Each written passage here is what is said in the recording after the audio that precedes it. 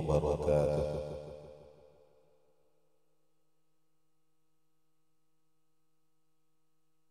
Alhamdulillahirabbil alamin wa bihi nasta'inu ala umuri dunya waddin. Wassalatu wassalamu ala asyrafil mursalin sayyidina Muhammadin wa alihi wa sahbihi ajma'in, amma ba'd. Ma'asyiral muslimin, sidang jemaah subuh rahimakumullah. Alhamdulillah, subuh hari ini Allah Subhanahu wa taala kembali memberikan kepada kita nikmat besar sekali, nikmat ubudiyah yang memang merupakan menjadi misi utama kita diciptakan oleh Allah Subhanahu wa taala. Subuh hari ini kita lanjutkan kembali kajian kita tentang sirah,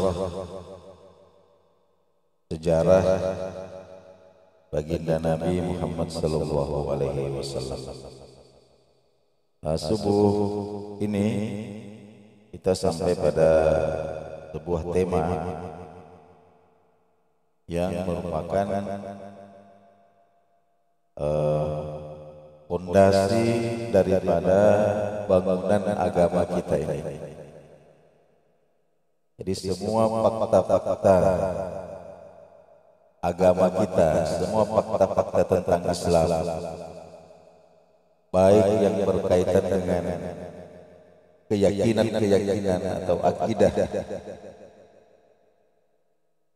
begitu juga yang berkaitan dengan syariat, hukum-hukum dalam Islam. Ini semua dibangun di atas tema yang akan kita bicarakan pada subuh hari ini. Temanya adalah Bada'ul Wahyi, permulaan wahyu. Permulaan wahyu, bagaimana wahyu yang pertama ini diturunkan kepada Nabi Sallallahu Alaihi Wasallam, yang sekaligus menjadi simbol bahwa beliau diutus sebagai seorang nabi dan rasul oleh Allah Subhanahu wa taala. Nah, hadirin yang dimuliakan Allah Subhanahu wa taala, kenapa ini menjadi penting ya? Bagaimana caranya, bagaimana ceritanya? Wahyu yang pertama ini diturunkan kepada Nabi. Kenapa menjadi penting? Karena tadi saya katakan bahwa peristiwa ini adalah dasar daripada agama Islam ini. Kalau seseorang ini kemudian meragukan tentang turunnya wahyu yang pertama, yang awal-awal ini, maka otomatis seluruh turunan daripada wahyu ini batal. Oleh karena itu kita melihat karena musuh-musuh Islam ini yang biasa kita sebut sebagai orientalis, ini orang-orang yang mempelajari Islam untuk mencari kelemahan-kelemahan, untuk kemudian menyusupkan keraguan di dalam hati kaum muslimin tentang kebenaran Islam. Ini fokus untuk menyerang, melemahkan kisah tentang turunnya wahyu yang pertama. Nah, oleh karena itu mari kita simak bagaimana wahyu yang pertama ini turun, bersumber dari hadis yang diriwayatkan oleh Imam Al-Bukhari dari Sayyidah Aisyah. Ya, beliau menceritakan bagaimana permulaan wahyu. Nah, wahyu inilah nanti yang kita sebut sebagai Al-Quran. Ya, Al-Quran. Ada juga nanti yang disebut hadis qudsi.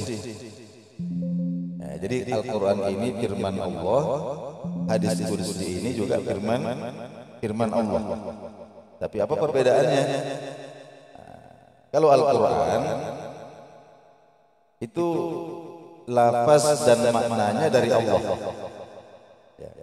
Jadi Quran yang kita baca ini, kita dengarkan, itu lafaz, maknanya semuanya dari Allah. Yang merupakan sesuatu yang berasal dari luar diri baginda Nabi Sallallahu Alaihi Wasallam melalui malaikat Jibril. Sementara hadis qudsi itu maknanya dari Allah, maknanya dari Allah, tapi lafaznya, kata-katanya itu berasal dari diri baginda Nabi Sallallahu Alaihi Wasallam. Itu perbedaannya.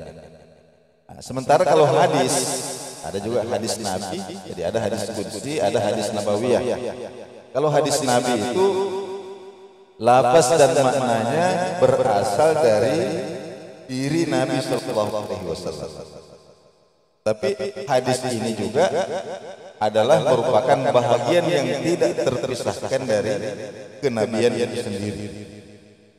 Ya, jadi tidak boleh kita mengatakan itu kan cuma hadis. Nah, tidak. Nah, karena hadis itu adalah sumber agama kita yang kedua setelah Al-Quran. Jadi namanya wahyu itu ada dua, ada Al-Quran, ada hadis qudsi. Apa bedanya Al-Quran dengan hadis qudsi? Yang jelas hadis qudsi itu tidak boleh dijadikan bacaan dalam sholat. Tapi kalau Al-Quran, Al-Quran inilah bacaan di dalam sholat. Itu sedikit gambaran tentang wahyu itu. Baik, kita kembali kepada bagaimana ceritanya permulaan wahyu ini. Sayyidah Aisyah menceritakan bahwa Rasulullah Shallallahu Alaihi Wasallam menceritakan kepada beliau bagaimana wahyu ini pertama kali Allah Subhanahu Wa Taala turunkan kepada beliau. Awwalu ma buriya bihi Rasulullah Shallallahu Alaihi Wasallam ar-ru'ya as-salihah. Jadi permulaan wahyu itu. Jadi sebelum wahyu itu Allah Subhanahu Wa Taala turunkan, maka hal-hal pertama yang dialami oleh baginda Rasulullah Shallallahu Alaihi Wasallam adalah ar-ru'ya as-salihah fin naum. Beliau selalu bermimpi tentang hal-hal yang baik. Beliau selalu bermimpi tentang hal-hal yang baik. Kemudian fakana la yara ru'yan illa ja'at misla falakis subh. Dan setiap kali beliau bermimpi itu pasti menjadi kenyataan. Setiap kali ada yang beliau mimpikan, maka tidak lama kemudian apa yang beliau mimpikan ini menjadi kenyataan. Jadi, awalnya seperti itu. Tsumma habbaba ilaihi al-khala. Kemudian beliau mulai suka menyendiri. Ini kita bicarakan dalam episode yang kemarin. Baginda Nabi Sallallahu Alaihi Wasallam sejak berumur 35 tahun ini mulai suka menyendiri, ya, ke gua Hira. Fayatahannasu fihi layali zawat al-adad. Beliau beribadah dalam apa namanya kholaknya itu. Beliau beribadah selama beberapa waktu, lalu kemudian kembali ke rumah menyiapkan perbekalan, Kemudian kembali lagi ke Gua Hira. Nah, di tengah-tengah itulah kemudian hatta ja'ahul haqqu wa huwa fi ghari Hira. Jadi di suatu malam ya, ketika beliau sedang berkhalwat di Gua Hira itu, maka datanglah al-haqqu, ya, datanglah wahyu. Ya. Faja'ahul malaku. Beliau didatangi oleh seorang malaikat. Tapi ketika itu Nabi Shallallahu Alaihi Wasallam belum tahu kalau itu malaikat. Datang malaikat. Faqala lahu, kemudian malaikat itu berkata kepada Nabi, "Iqra." Bacalah. Ya, faqala, kemudian Nabi menjawab, "Ma ana biqari." Saya tidak bisa membaca. Ya, jadi Nabi itu orangnya ummi. Ya. Kalau bagi kalangan pendidikan dunia sekarang ini, orang yang tidak bisa membaca ini dianggap sesuatu yang kekurangan, sesuatu aib, sehingga perlu dientaskan. Jadi ada namanya buta huruf atau tuna aksara. Tuna aksara ini. Tapi kalau bagi Nabi Shallallahu Alaihi Wasallam justru keummian beliau itu justru menjadi bahagian daripada rencana Allah Subhanahu Wa Taala untuk membuktikan bahwa Al-Quran itu benar-benar firman Allah Subhanahu Wa Taala. Jadi apa yang bagi kita merupakan kekurangan, justru bagi Nabi Shallallahu Alaihi Wasallam itu adalah keutamaan. Ya. Jadi kalau kita ini tidak bisa membaca, nah ini kekurangan bagi kita. Tapi kalau baginda Nabi tidak bisa membaca, justru itu merupakan kelebihan. Karena itu merupakan dalil yang sangat kuat bahwa Al-Quran itu benar-benar berasal dari Allah Subhanahu Wa Taala. Nah, kemudian malaikat ini kemudian memeluk Nabi Shallallahu Alaihi Wasallam erat sekali, sampai Nabi mengatakan hatta balagha minnil jahdu, sampai saya merasa payah. Nah, kemudian malaikat itu melepaskan lagi saya, kemudian berkata lagi, "Iqra," baca. Kemudian Nabi Shallallahu Alaihi Wasallam mengatakan, "Ma ana biqari," saya tidak bisa membaca. Ya. Kemudian dipeluk lagi untuk yang ketiga kalinya.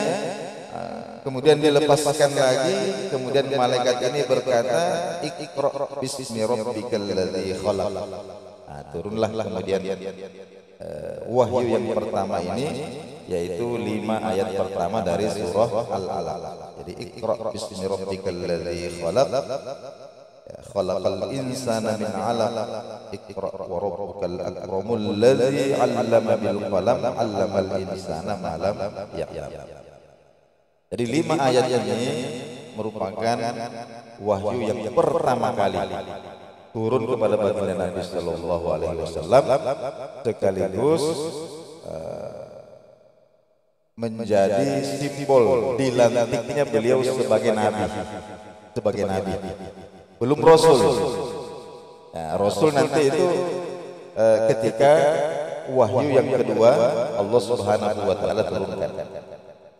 Nah, setelah itu apa yang terjadi? Setelah ini kemudian Rasulullah Sallallahu Alaihi Wasallam ceritakan bahwa saya setelah itu kemudian kembali ke rumah. Jadi beliau berjalan cepat atau setengah berlari, ya, karena takut dengan apa yang beliau alami. Jadi beliau cepat-cepat pulang ke rumah, kemudian masuk menemui istrinya. Kemudian Nabi mengatakan, "Zammiluni, zammiluni," selimuti saya. Ya, lalu beliau menggigil, gemetar.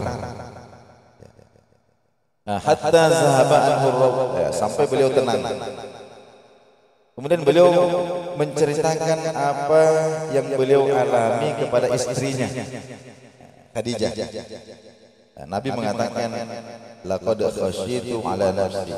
Saya ini khawatir, jangan-jangan apa yang saya lihat di Gua Hira ini adalah jin. Ya. Saya takut, khawatir jangan-jangan saya ini diganggu sama jin. Ya. Jadi ketika itu Nabi belum tahu kalau itu malaikat. Ya. Maka faqalat Khadijah kemudian mengatakan kepada Nabi, "Kalla, wahai suamiku, kamu jangan takut seperti itu. Wallahi demi Allah, la yuhzikallahu abadan. Allah tidak akan menyusahkan engkau selama-lamanya." Ya, artinya Anda ini bukan tipe orang yang bisa diganggu jin. Itu pasti bukan jin, karena orang seperti Anda ini tidak bisa diganggu oleh jin. Kenapa? Anda ini orang yang baik. Innaka latasilur rahim, Anda menyambung silaturahim, menolong orang yang susah, ya, memuliakan tamu, membela orang-orang yang benar. Jadi ini karakter dasar Nabi Shallallahu Alaihi Wasallam yang disaksikan oleh istrinya dan masyarakat jahiliyah bahwa beliau ini orang yang baik, suka menyambung silaturahim, kemudian menolong orang-orang yang benar. Ya. Kemudian pantalaqat bi Khadijah hatta atat bihi Waraqah bin Naufal bin Asad. Kemudian Khadijah mengajak Nabi Shallallahu Alaihi Wasallam untuk menemui sepupunya Khadijah, namanya Waraqah bin Naufal. Beliau ini orang yang sudah tua, matanya buta, tapi beliau ini orang yang berpendidikan. Jadi di zaman jahiliyah beliau ini menganut agama Nasrani dan merupakan orang yang mengerti tentang Injil, orang yang mengerti tentang Injil. Lalu kemudian Khadijah mengatakan kepada sepupunya ini, ya benar ammi isma' min ibni akhi, wahai sepupuku, dengarkanlah cerita apa yang dialami oleh suami saya ini. Kemudian Nabi Shallallahu Alaihi Wasallam ya ceritakan apa yang beliau alami. Maka kemudian Waraqah mengatakan, ya, berdasarkan pengetahuan beliau dari Injil, Waraqah mengatakan hadzal namus ay Jibril awil wahyu. Ya. Jadi yang mendatangi kamu di Gua Hira itu adalah an-namus, ya, Jibril yang membawa wahyu. Jibril yang membawa wahyu, allazi nazala ala Musa. Jadi ini juga adalah malaikat yang pernah diutus kepada Musa. Jadi yang datang kepada di Gua Hira itu Jibril membawa wahyu, itu juga dulu yang Allah utus kepada Musa. Kemudian Waraqah mengatakan begini, ya laitani fiha jaza'an syaban qawiyan laitani akunu hayyan idh yukhrijuka qaum. Wahai Muhammad, alangkah senangnya hatiku, ya, alangkah inginnya aku, ya, seandainya, ya, aku ini masih muda, masih kuat ketika nanti kamu akan diusir oleh kaummu sendiri. Kamu akan diusir, kamu akan diperangi, kamu akan dimusuhi. Ya. Maka Nabi Shallallahu Alaihi Wasallam kemudian dengan heran kemudian bertanya, awa mukhrijiyahum, apakah nanti saya akan diusir, dimusuhi? Qala, maka Waraqah mengatakan, na'am, iya. Lam ya'ti rajulun qattu bimisli ma ji'ta bihi illa audiyun. Tidak ada orang yang diutus sebagai nabi, sebagai rasul, membawa seperti apa yang kamu bawa itu, kecuali pasti di awal-awalnya nanti akan dimusuhi, diusir oleh kaumnya. Kemudian setelah itu wahyu terputus, tidak turun. Ada yang mengatakan 3 tahun, ya, ada yang mengatakan kurang dari itu.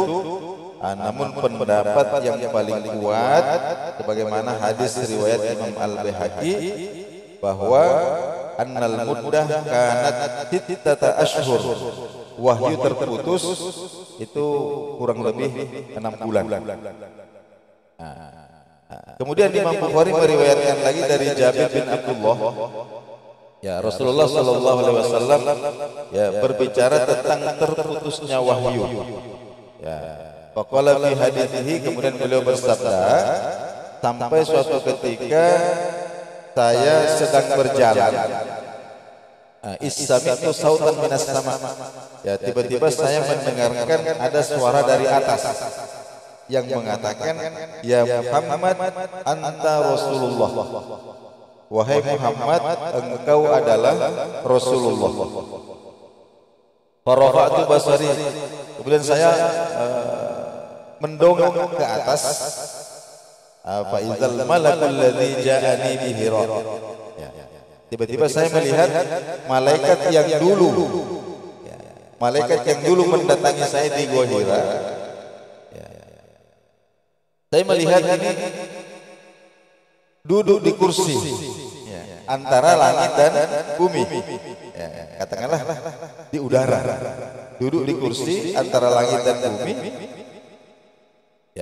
Kemudian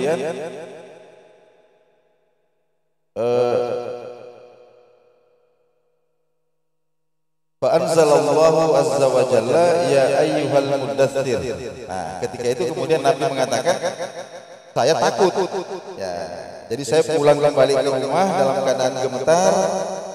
Kemudian meminta Khadijah untuk menyelimuti saya. Ketika itulah kemudian Allah Subhanahu wa taala menurunkan ya ayyuhal muddatsir qum fa'anzir.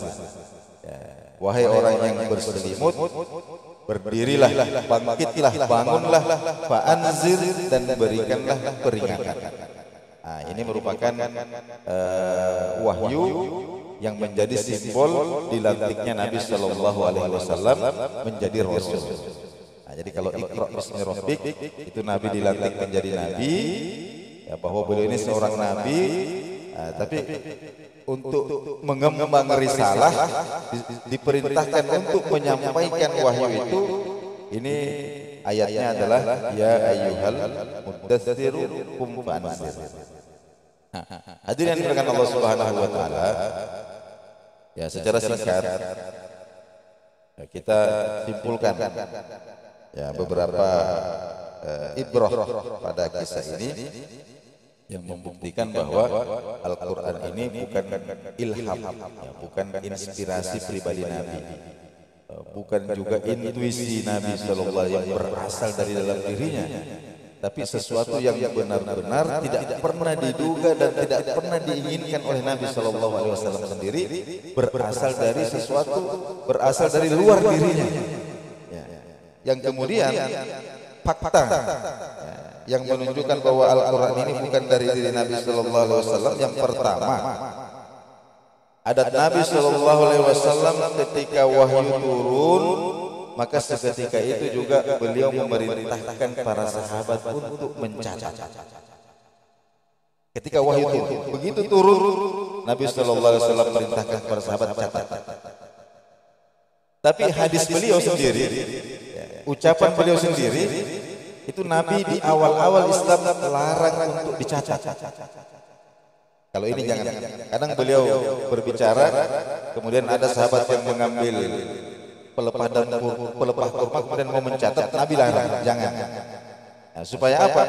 Supaya firman Allah dengan hadis Nabi Sallallahu Alaihi Wasallam ini tidak bercampur aduk. Ini fakta yang pertama.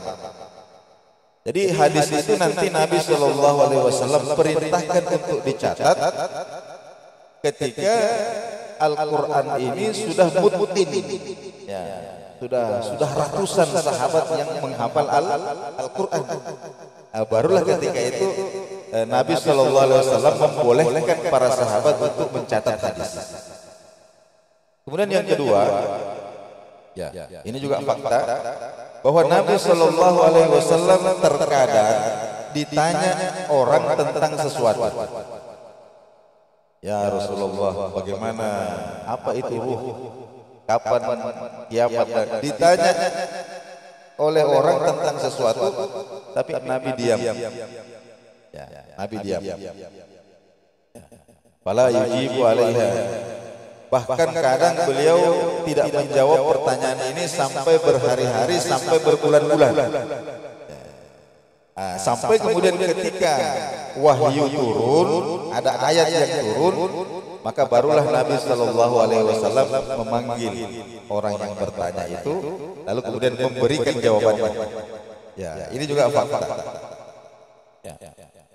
Bahkan terkadang ada ayat Al-Quran yang turun untuk memberikan koreksi kepada apa yang Nabi Shallallahu Alaihi Wasallam lakukan. Ya. Jadi seandainya Al-Quran itu berasal dari diri Nabi sendiri, ya, maka tentu Nabi akan mengatur. Ya. Tapi ternyata tidak. Nabi seringkali melakukan sesuatu, menetapkan hukum sesuatu, kemudian tidak lama setelah itu Al-Quran turun untuk membenarkan atau memberikan koreksi terhadap apa yang Nabi Shallallahu Alaihi Wasallam sudah tetapkan. Kemudian yang ketiga, fakta itu tadi bahwa Rasulullah Shallallahu Alaihi Wasallam itu adalah ummi, ya, orang yang tidak bisa membaca, tidak bisa menulis, tidak bisa membaca, tidak bisa menulis. Ya. Artinya apa? Nabi tidak punya referensi bacaan, nah, sehingga batallah tuduhan-tuduhan yang mengatakan bahwa Nabi belajar sama orang Nasrani, atau Nabi pernah membaca buku ini, itu terbantahkan bahwa Nabi ini orang yang ummi. Keummian Nabi Shallallahu Alaihi Wasallam ini disebutkan oleh Allah Subhanahu Wa Taala di dalam Al-Quran. Allah mengatakan dalam surah Al-Ankabut, wa ma kunta tatlu min qablihi min kitabin. Ya. Muhammad, kamu itu tidak pernah membaca satu kitab pun sebelumnya. Wala taqutuhu biyaminik, dan kamu tidak pernah menulis suatu kitab apapun. Ya, idzan, sebab seandainya kamu bisa membaca, seandainya kamu bisa menulis, ya lartabal mubtiluna, maka pasti akan kuatlah argumentasi orang-orang yang mengingkari kenabian dan kerasulan itu. Ya. Nah, kemudian yang terakhir dikatakan di sini bahwa sesungguhnya kejujuran Nabi Shallallahu Alaihi Wasallam selama 40 tahun bergaul dengan masyarakatnya, ya, sampai beliau sangat masyhur. Tidak ada orang yang paling jujur, paling amanah di kalangan orang-orang Quraisy melebihi Nabi Shallallahu Alaihi Wasallam. Kejujuran beliau ini itu yastad'a ayyakuna sallallahu alaihi wasallam min qabli dzalika shadiqan ma'a nafsihi. Ini mengharuskan secara fakta logika kita mengimani bahwa orang yang jujur kepada orang lain itu pasti diawali dengan kejujuran kepada dirinya sendiri. Ya. Tidak mungkin Pak ada orang yang berbohong untuk diusir. Ya betul Pak ya. Biasanya orang berbohong itu untuk apa? Untuk mendapatkan apa yang dia inginkan atau menghindari apa yang dia tidak suka. Jadi orang bohong. Tapi Nabi Shallallahu Alaihi Wasallam tadinya dikatakan bahwa beliau berdusta. Masuk akalkah kira-kira ada orang yang berdusta untuk dibikin menderita, untuk diusir?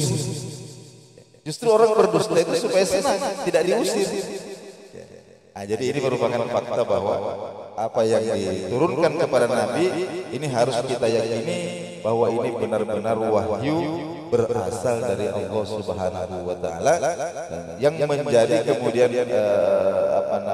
sumber semua apa yang kita lakukan, sholat kita, puasa kita, sedekah kita, ya, menahan diri dari hal-hal yang Allah Subhanahu wa Ta'ala larang, dan lain sebagainya. Keyakinan kita tentang adanya kehidupan setelah mati, adanya sirat, adanya hisab, adanya jannah, adanya nar, ini semua bersumber. Ini semua kita tegakkan di atas keyakinan kita tentang kebenaran dan keaslian wahyu, yaitu Al-Quran. Nah, hadirin yang dimuliakan Allah Subhanahu wa Ta'ala, nah, inilah yang sempat kita kaji pada subuh hari ini. Mudah-mudahan Allah Subhanahu wa Ta'ala memberikan berkah pada majelis ilmu yang kita jalani pada subuh hari ini. Kita sama-sama menutup dengan doa kafaratul majlis. Subhanakallahumma wa bihamdik, asyhadu an la ilaha illa anta, astaghfiruka wa atubu ilaik. Wassalamualaikum warahmatullahi wabarakatuh.